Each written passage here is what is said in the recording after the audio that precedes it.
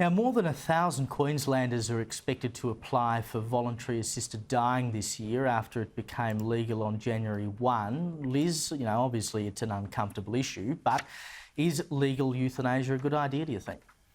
I think assisted suicide is absolutely tragic, Caleb. I think it's absolutely remarkable that as a society we pour millions and millions of dollars every year into the worthy cause of suicide prevention, and yet somehow we've reached a point that as a society there's now a category of people that we're happy to look in the eyes and say, well, in your case, we agree your life's not worth living, so much so we'll help you go. We'll assist you in assisted suicide. I mean, this is just such a can of worms. I think any good society, the way they treat their most vulnerable says a lot about them.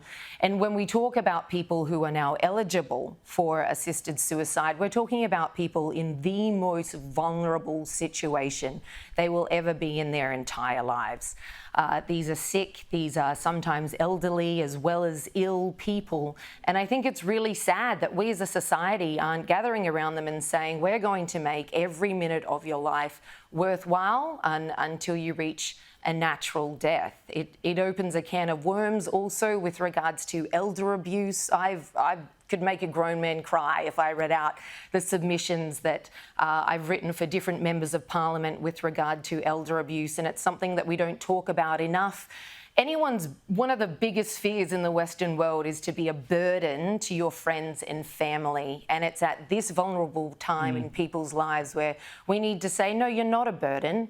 You're loved, your life is worth living till your last breath, and we're going to make it as pain-free and worthwhile as you can. And then, of course, lastly, there's the conversation that needs to happen around the timing of all our states suddenly legalising this at a time when we all know we have a vastly ageing population and our governments have done nothing in the years leading up to this to build the infrastructure needed with regards to palliative care, homes for elderly people, etc. and so on. I think it's an indictment on our governments that they've turned to this so easily.